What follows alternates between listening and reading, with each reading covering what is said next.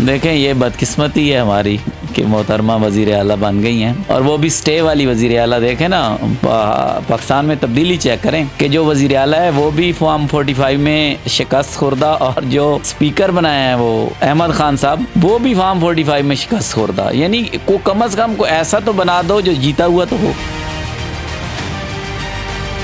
और अभी तो आपको पता है कि हर बंदे को पता है कि ये 2 नंबर तरीके से इलेक्शन में इनको बैठाया है, और जिन्होंने बैठाया है वो 75 साल से यही काम कर रहे थे। लेकिन मेरे ख्याल में उनको भी पता चल गया कि ये बस उनका आखिरी इलेक्शन था। मैं कह रहा हूँ कि ये जो 30-40-17 सीटें नून लीग ने जीती हैं, जो ये एनए की, मैं लिख के आपको दे रहा हूँ कि अगले इलेक्शन में ये 17 भी नहीं होंगी। बिजनेसमैन है, ये करप्ट लोग हैं, करप्शन का बिजनेस करते हैं। लोग कोई फैक्ट्रियाँ लगाते हैं ना, ये करप्शन का बिजनेस करते हैं। ज़रदारी है, नवाज शरीफ फैमिली पाकिस्तान में है।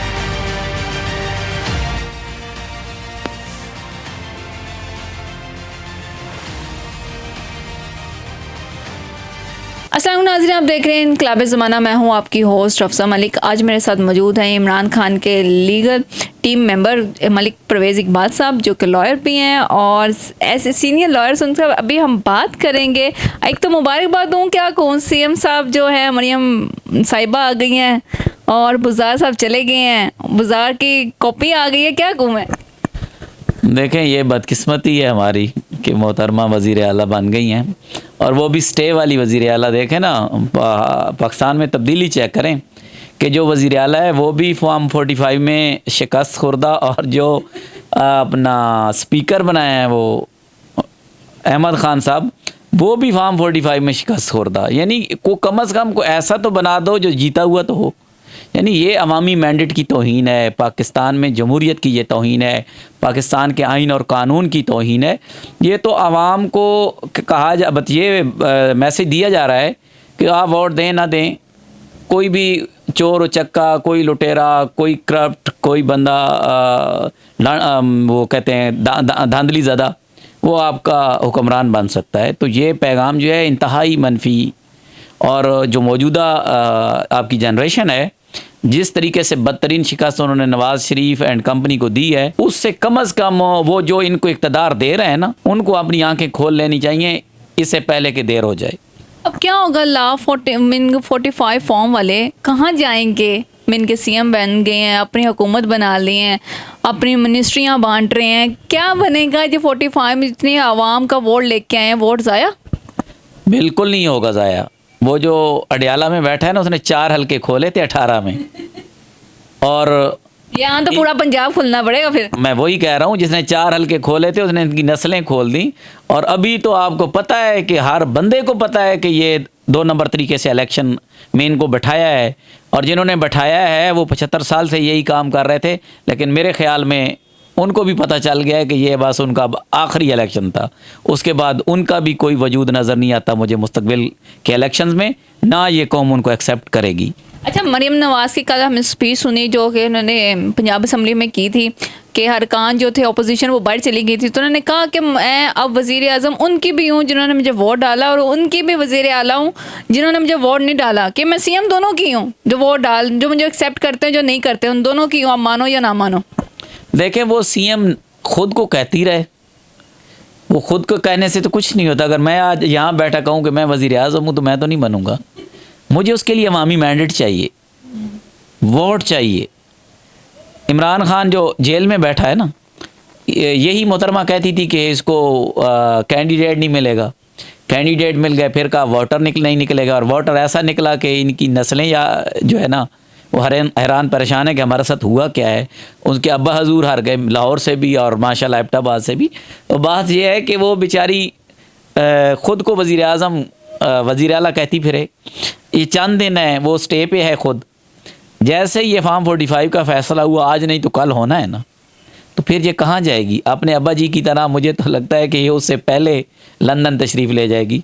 ये हमजा शहबाज वाला ही काम होगा, उससे भी बुरा होना है। वो कम अज़ कम चलो 4-6 बंदे वो ख़रीद के बना था जो आवाम के वोटों से बने थे।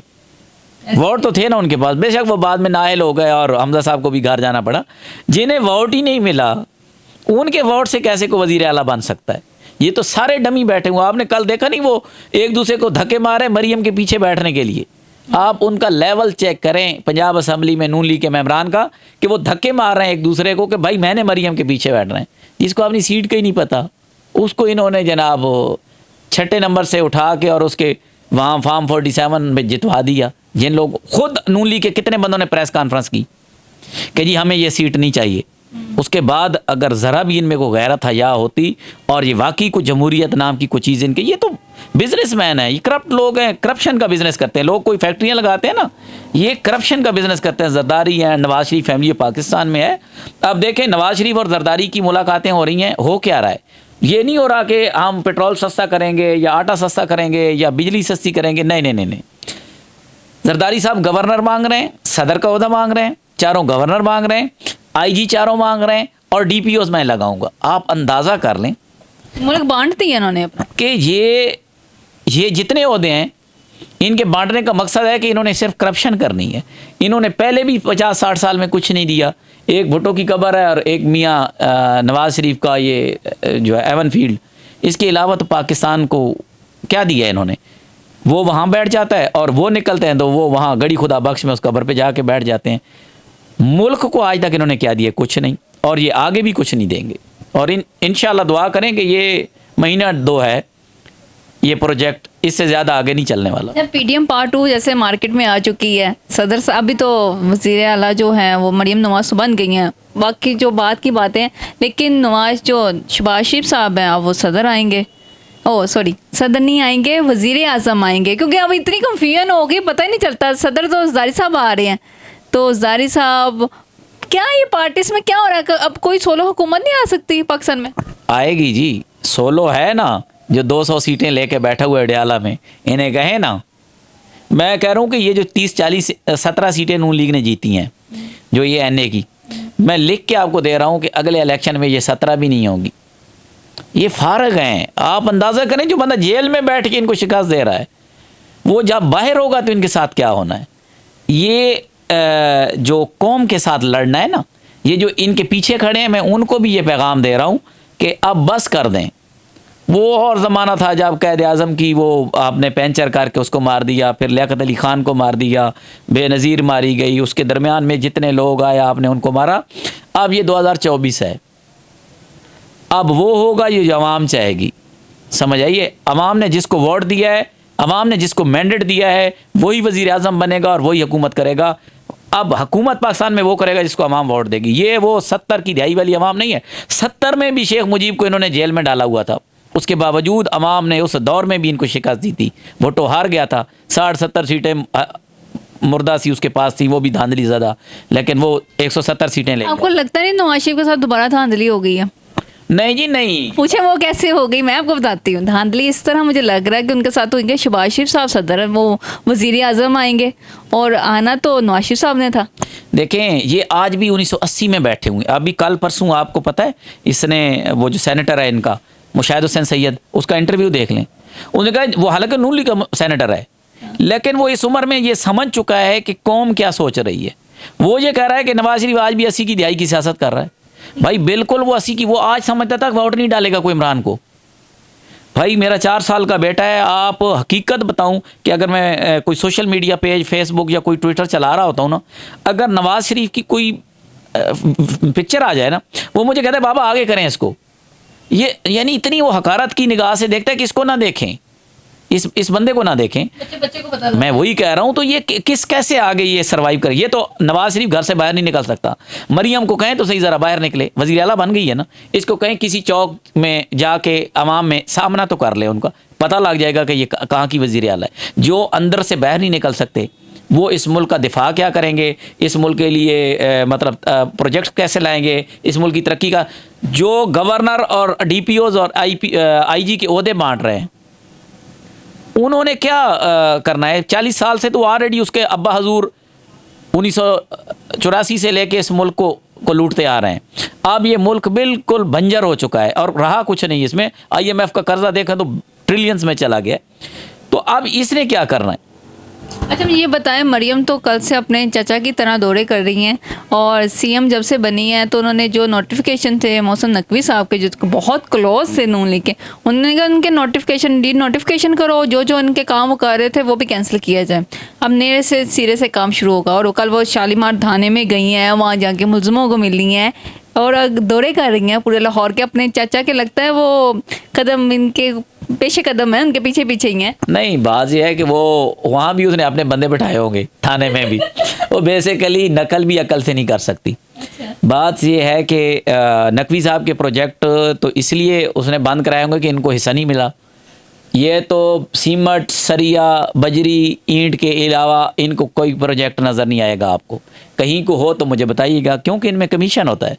और ये सोच रहे हैं कि वो कहते हैं ना, मांगने वाले को मांगने वाला जो है ना अच्छा नहीं लगता, करप्ट को करप्ट अच्छा नहीं लगता। क्योंकि जो करप्शन इन्होंने पंजाब में करनी थी वो 1 साल में उसने की, और वो भी इन्हीं का एक मतलब ये जो गेट नंबर 4 है उसी का पला हुआ है वो भी।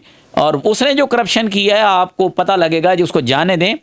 उस बंदे ने 15 अरब रुपया पंजाब हुकूमत का वो खा गया है मज़ारात की रेनोवेशन पे।